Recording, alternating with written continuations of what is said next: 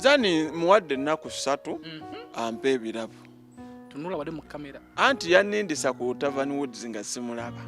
Ne kati nkuwadde ennaku 3 oleete ekirabo kyange kya birthday. Bw'otokireeta just n'ongenda kuba nkumaze.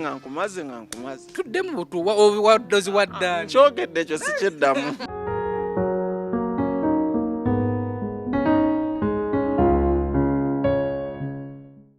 Muzukulu wa Kabajja yakubuuzaako ku lunaku luno olwalira kasana kase bulungi akadde kalungi nnyo. Ndine birthday boy yakoze oba nti yite ki oba ku birthday boy okutwalako mukyala we out ne batuuka eyo mukyala we ne yeekyanga.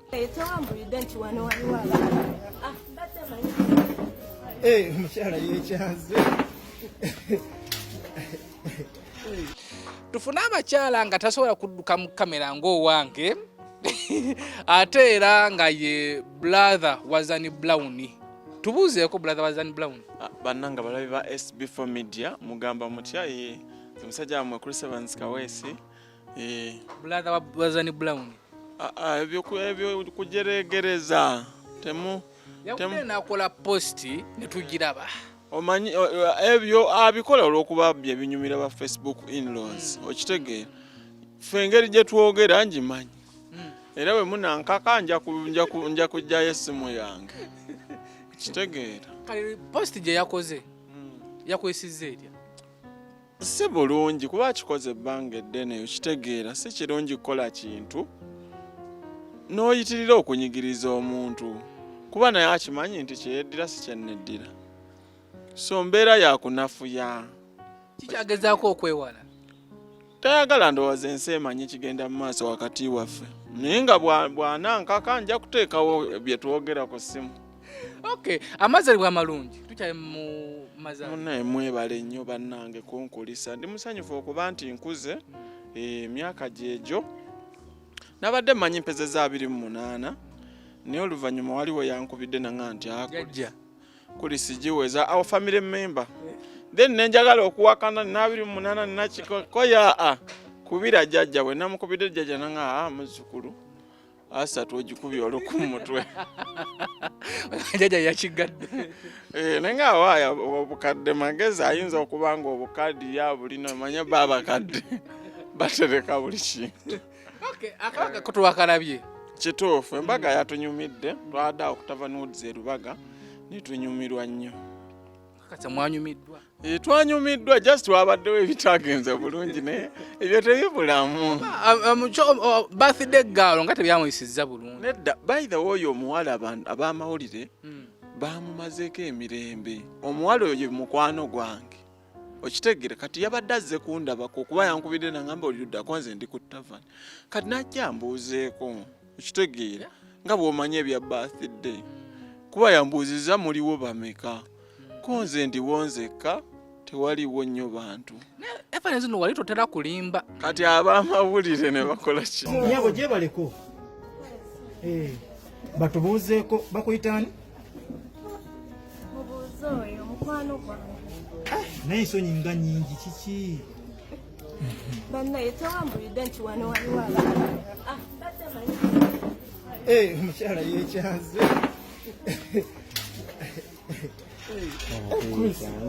Omugole akudduseeko. Abaana beekyanga baaba naye namukyala bamutuufu abantu amu ebya kamera bino tebabitegeera. Ne bajja ne bamugwamu awo ate nga bamanyi abaana b'abagagga abo tebaagala bintu ebyo byakwemulisa kitegeera.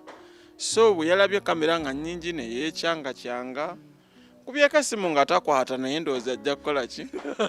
Kuba mmalagala kukikubuuza ndi wazze okumuwulizaako. Takwata naye nga bw'omanyi tujja kukwata alabika akyebase tujja kukwatagana twogere ebyaffe. Nga wakiguddeko mukwano gwo kuba singa abadde mukwano gwo aba mukwano era tubalaba nagamba nti munnange kye wankoze akwata essimu yo nagamu. Naye n'ab'amawulire mukendeeza embeera eyo tomalangako muntu mirembe omuntu sooka omubuuza are you comfortable with the camera? Kitegeera tomalagafu butukeeri okitegeera. Gawanyigidde ab'amawulire. Mwegendereza ebintu bye mukola bimu oluusi bimalako abantu emirembe. Kati bo bagenze okugoba mukwano gwo. Bamugobye kati n'essimu takwata naye ekyo kiri believable asobola okuba ng'akyebase olunaku lwabadde luwanvu. Mu bantu abakwagaliza amawulire amazaalibwa amalungi mwabaddemu ne mami waffe omulungi Maama Fina.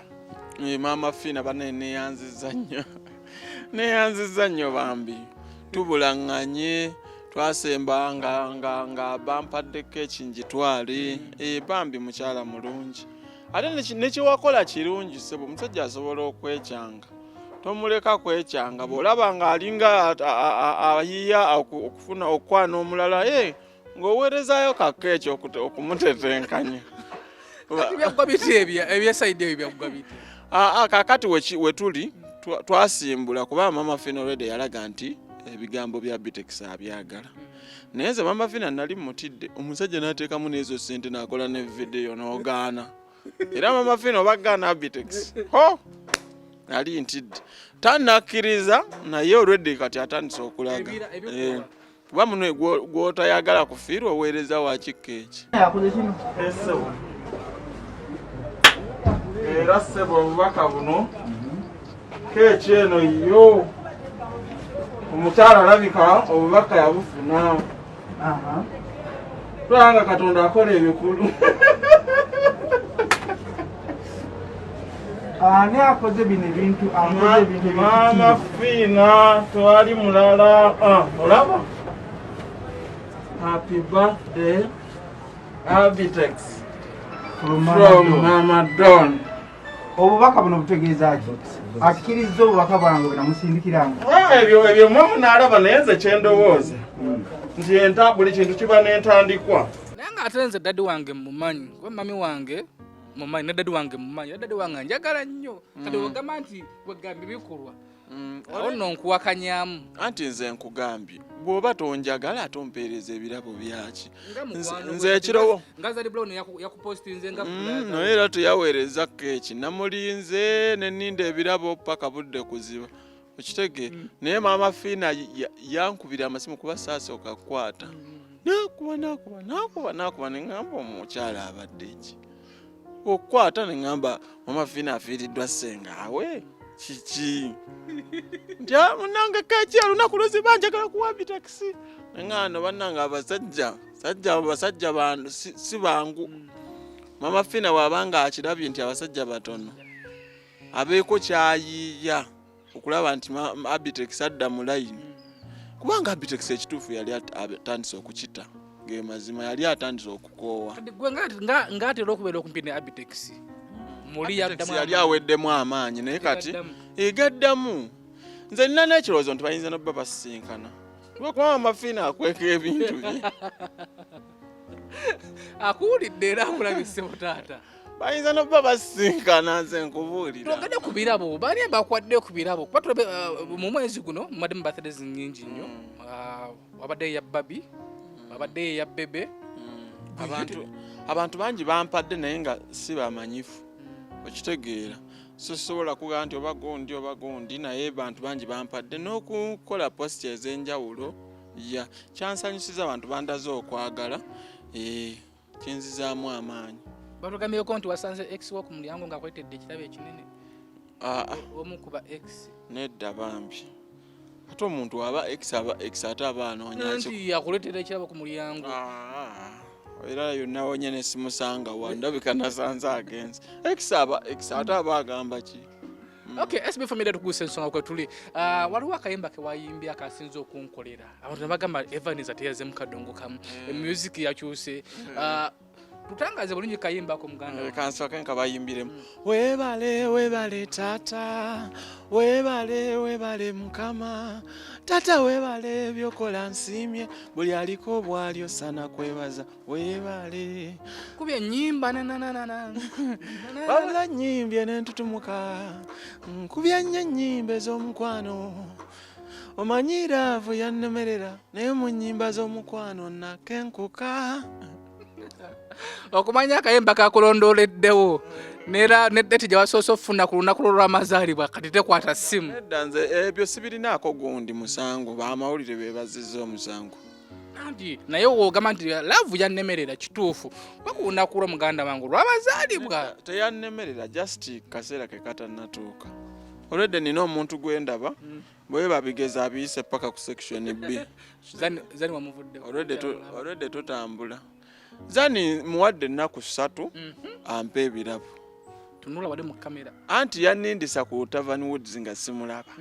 Ne kati nkuwadde ennaku 3 oleeta ekirabo kyange kya birthday bw'otokireeta just ngenda kuba nkumaze. Tudde mu butu waddozi waddani. Kyogedde ekyo sikyeddamu. Lwogera erinnya muganda wange kuba omuntu ayinza tategedde bulungi. Anti nze nkugambye nalinze ku Tavern nempa abaana essimu bamulagirire. Nga balagirani. Zanie Brown ajja ndeetera ebirabo ku Tavern. Natuuse okuva ku Tavern ssaawa 2. In fact nadde na TV gye ngendako nentuuka na late. Okitegeera.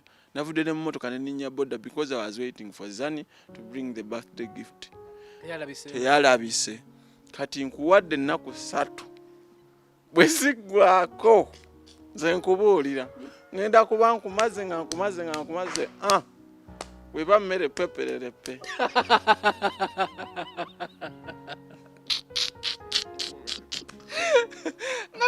Nga tugenda okuleka ogende kuba ongamye olera gy'ova kunjukireyo. Omukulu ono mu situda abadde alina gy'avaako eyo namulekaddeyo. Tudde kayimba kaneeno. Bakayita weebale. Ovudde ku ki? Weebale ntunuulidde embeera za mirundi 2. Esooka ya COVID ono tuyise mu mbeera enzibu. Okitegeera gye twali tutwalowooza nako ne tutuuka mu mbeera nga okubira ne munno n'omugamba owaki olinayo omutwalo nga naye talina n'ogamba embeera kakati yakugumira bugumizi naye ne tutafa. Bannaffe bangi bafudde COVID phase 2 oyo. Twatuuka nga ogenda ku Facebook nga ku buli timeline ya mwana kuliko RIP. Nange nyini yatwera sezaala wange. Abantu n'obulya mukodomi wafudde gundi afudde noga naye kati nze atawaddeeyo sente. Kiki ddala Katonda kyanjagaddeko okugamba nti kansigalewo kitegeera. So neŋŋano kati nno kino ekiseera kyakwebaza Katonda kuyimba oluyimba nti weebale Mukama. Era neŋŋa nti buli aliko bwali osaana kwebaza.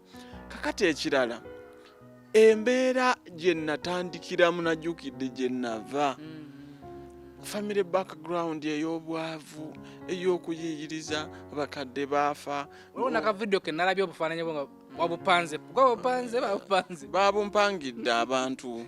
Okitegeera tekuba kuvoola. Anti babeera bazze bakulaba. Okitegeera gye twava yonna mu masomero okuba amatafaali okusoma ne bagakonvatingamu mu fiizi kwegamba twali tetuma nga omukisa gukwata bukwasi n'ofuna ezataamu eddako. Okitegeera oluusi oba n'okola bulungi nnyo ne baga kale ku luno somera bwerere noga awo nawo mpiseewo kwegamba ng'ogenda kwegamba neŋŋaana eddala nentuuka nennyingira mu kuyimba abaana nga bayimba okunsinga naye bwe twateekangayo ennyimbo ng'olwange luyitawo naye nga n'omwana gw'osinga okuyimba tayiseewo naye Katonda n'agamba agwe Kurisi ezizo kazitunde. Kyenkulaga kinti osobola okuba ekintu ng'okikola bulungi. SB4 yinza obbanga oli munnamawulire mulungi omanye okuinterviewenga Katonda naga gwe ekintu kyo tokijja kukola. Neŋŋa nti naye nze Katonda yanjagaddeko kineŋŋa nedda kaneebaze Mukama. Ate nawera kayimba kano genda ku YouTube kwekali. Yes, genda ku YouTube Chris Evans Kaweesi soko subscribing onyiga akade olize oluyimba weebale baluyita weebale.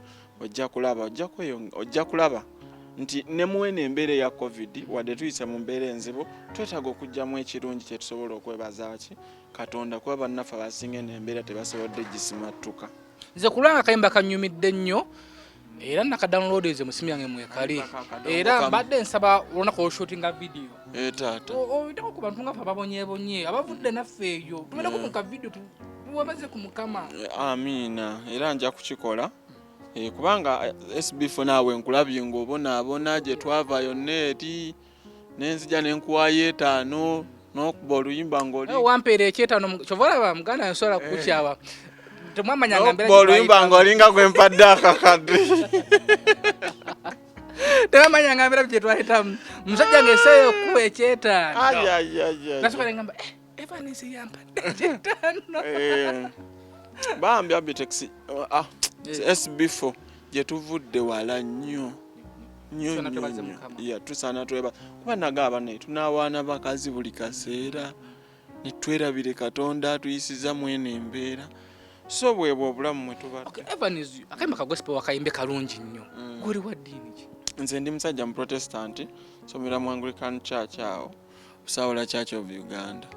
Osabako nsaba lwakuba kati nga bwomanya amakanisa baagaggala tusabira waka. Katwekwasa ekyo muganda wange laba nange gye nali nsabira bakunoonya tebakulaba banoonya tebandaba. Nga tumbawumba abayimbi abasinga bagenze mu byalo okulima mu season eno ya COVID, abasinga bagenze mu kulunda. Nina mukwano gwange ate mukwano gwo nabaddeko side ze gye bamuzaala David Lutalo bange yayima eka z'ennaanansi nga 8 gwe mu lockdown muno weekoleddemu kaki Evans? Bingi byenkoze naye ebyo si byamaanyi kubeera tetubadde na capital. Nze okusinga nfudde nnyo kulaba nti siremererwa mbeera gendako TV kusaba bwe bityo. Yambadde nnyo mu mbeera yakuyiiya mbeera gyembeera ate n'ekirala nkubye endongo saagadde kusirika kuba kati nakubazaake mu lockdown nenkuba bikalubye ne Serena Bata mu lockdown nenkuba Sitidde mu lockdown nenkuba Weebale sentence tadde nnyo mu music kubanze mu music sajja kusuubula kitegeera bw'ojja okusuubula omusuubuzi yagamba nze sijja fulumya paka nga baguddewo naye abawagezi baffe baba bakoze eki bawe bali ate nga bakumisinga kati bayinza okyuka ne badda ku kirala gye buvuddeko nemanga ku nnyaanya era ng'ennyaanya zaali ebyo byokulima byombi baddemu nnyo naye kyenga nti sibyongeddeeko nnyo kyamaanyi nsigadde nnyo ku music kubanga mbadde nkimanyi nti eno embeera kiringa kyosi kijja tuuka kiyite. Obako obusembe bwosobola okugaba bafaani babali eyo? Well, my fans njagala kubeebaza mwebale kubanga mumpagidde ebbanga lino lyonna. Chris Evans Kaweesi mumufudde ensonga kubanga nze nkyasinze okuyimba ennyimba z'omukwano mu Uganda. Gwakulemerera? Just ekyo twakitaddemu just nga bw'omanyi nti kyekigambo ekiba kijjeddewo. Naye njagala okubeebaza mugende mu maaso okuwagira genda ku YouTube subscribinga Chris Evans Kaweesi onyige n'akadde osobole okulaba nga ofunanga ebipya buli kaseera. Akayimba kano akagadde akafuna atya kuba abayimbi abasinga batekawo ennamba z'essimu nti ayagadde akayimba kano kuba ku ssimu eno kakutere ku WhatsApp? Yes, kati osobola okuweereza ku nnamba message ku nnamba mbawe nnamba ki? Bawayo yennyini kuba omuntu gotwalayo mu kavidiyo ye yagenze n'essimu tokyagikwata kati bawe kuba waliwo abali eyo bakwenamu essuubi eddene. Kambawe ya manager kambawe ya natuusa obubaka ajja kutuusa bw'anaaba nga ayagala eyange ayogere naawe ogimuwe kitegeera. Oba oyagala enamba yange yogera ne SB4 agikuwe. Naye kati wano ngenda gaba ya manager 0705 225 226 nga nnyangu eringa ya musawo wa Kinnansi 0705 225 226. Manager nkutumiddeko nnyo okyalina manager Simon kyali naye nkyali naye musajja mulungi talina buzibu. Tweyanzizza nnyo nze muzzukulu wa Kabajja Omuge Evans tubadde twebuzeeko kuva mu lockdown oli. By the way kano kankogera akasembayo waliwo abafera abali ku Facebook. Abafera abantu ne boogera nabo bababuzaabuza wewe ekisitole SB4 kyabadda nnyonnyola mbadde sigenzeeyo tugendeyo nankyada nnyonnyola wano ne bamplayingire omuwala bambi ng'alaajana bambi kikwasa Enaku y'abawala naddala abali ebweru mwegendereze tomala googera na muntu wakiri mukubire ku vidiyo olabe nti yeye.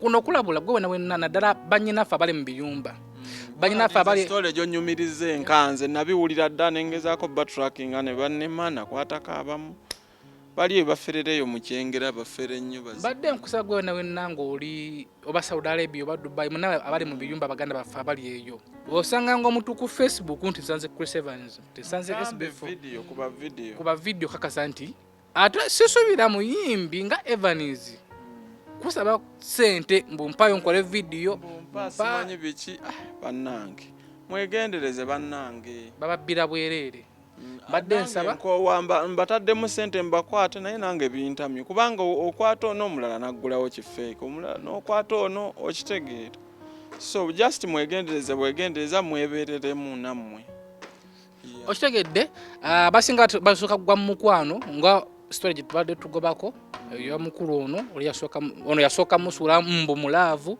era mbwangalidde okumala emyaka ena takulangako ku video call ebyo mbw ate simanyi kankuweereze muganda wange bwate simanyi biki muganda wange ali eyo biki baferaafera naye bannaye ne be bafera nabo bannaye beewuunyisa ne bakufera bwe batyo okay gwe yongereyo tulabe nga tukola ku birala pulaani zo abantu baffe mbatumidde mwongere okubanga mu pulaani yesu olimba lufulumye pulaani kuba abembe bangi nnyo abazze endowooza mu kyalo nga takyayimbirako ddala tetumuwulirako pulaani zange endala sizoogera abantu njagala nnyo bamanye bya music byange yadde ka baby shower yadde ka okukyala yadde okwanjula ne bwenzaala omwana wange saagala bamumanye mu mawulire ebyo weebityo buno obulamu buzibu nnyo muganda wange obwa media abaffe nga mubamanyi mwe tewali tabu biraba ku baby shower ne bwenawasa omukazi ekifaananyi kijja kufuluma nga twehaginga naye ng'atunudde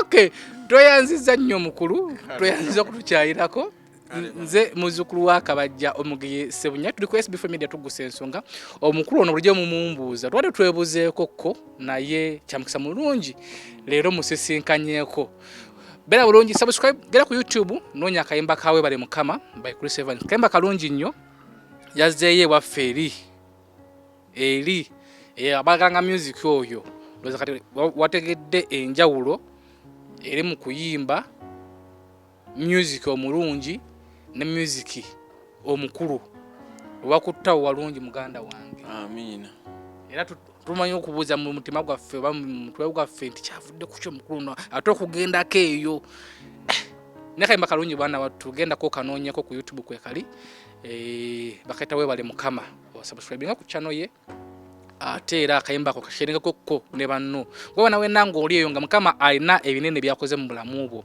osana ulirize kayimba kano bera bulungi weraba